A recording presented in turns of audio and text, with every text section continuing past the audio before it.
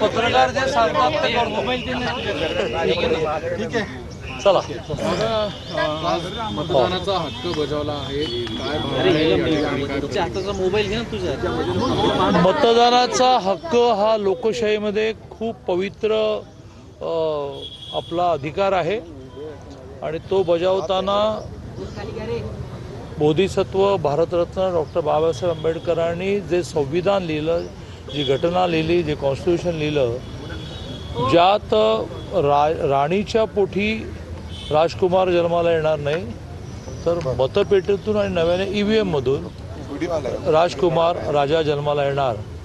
ह्या राजा जन्माला घालण्याच्या प्रक्रियेत आपला सहभाग आहे, त्याचा खूप आनंद होतो. किंवा जो कोणी निवडून येणार तर आपलं एक मत आहे, त्याचा खूप आनंद झाला. दादा, या सगळ्या प्रचारादरम्यान आरोप प्रत्यारोप टीका देखील खूप झाली, काही भ्रष्टाचाराचे आरोप झाले.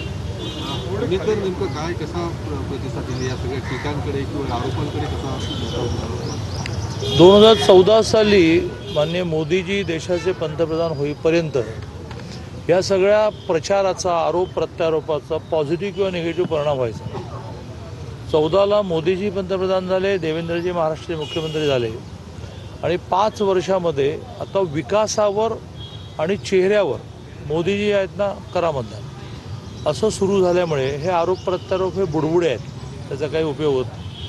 मला परवा प्रचारामध्ये ग्रामीण भागामध्ये एक अतिशय, आता ज्या आजीबाईंना भेटलो त्या आजीबाई भेटल्या, पण माझं एक काम कराल का म्हटलं बोला. तर मोदीजींना सांगा की तुमचं चिन्ह कमळ बदलून मोदीजी करा, आम्हाला ते सोपं पडेल. इतका मोदीजींचा करिश्मा असल्यामुळे तो बिहारमध्ये दिसला. प्रत्येक वेळेला नाचता येईन अंगणवाकडे, तसं आताही होणार आहे की मतचोरी वगैरे.